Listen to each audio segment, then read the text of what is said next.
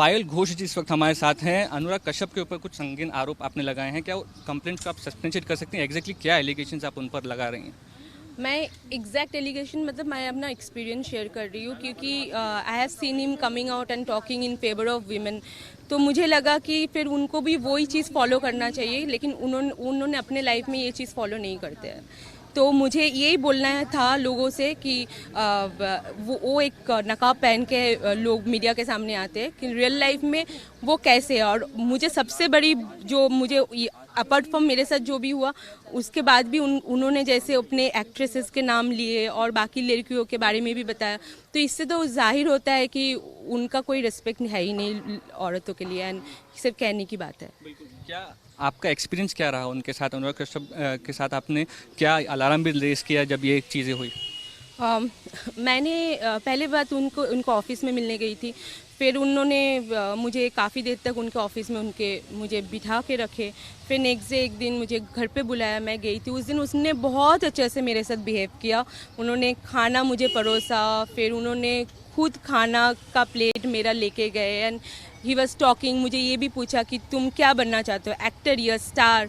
तो बहुत सारे ऐसे बातचीत हुई जिसमें कोई भी एक लड़की है ना जो नई है तो उनको बहुत अच्छा लगेगा कि अरे मुझे बहुत अच्छा सपोर्ट मिल गया। somebody is there like who also comes from a humble family and वो तुम्हें सपोर्ट करने वाला, मतलब सपोर्ट कर रहा है, मीन्स इतना अच्छा बातें कर रहे हैं, इंस्पायर कर रहे हैं। सो I was very impressed.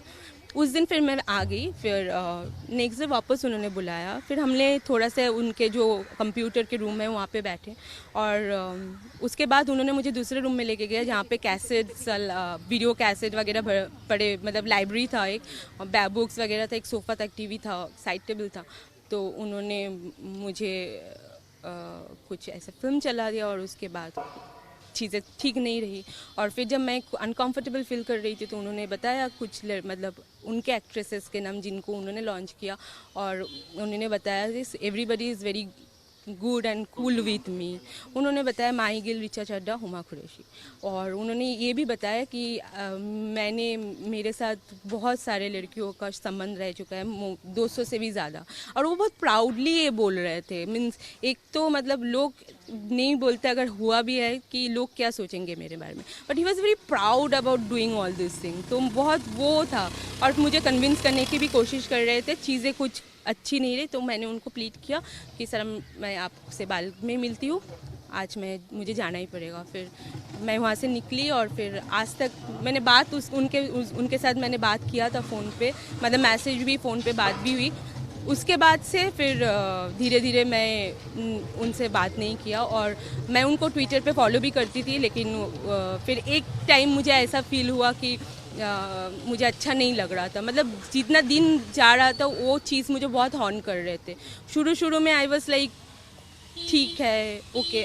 Next day was very bad. I was feeling so bad कि मैं अपने मैनेजर को भी बताया कि क्या करे। He said go and police complain करते हो, अभी के अभी उसका जेल हो जाएगा। तो मैंने बोला कि नहीं रहने दो, छोड़ो। फिर बोले कि फिर उसको छोड़ना नहीं, उससे काम लेके ही छोड़ना।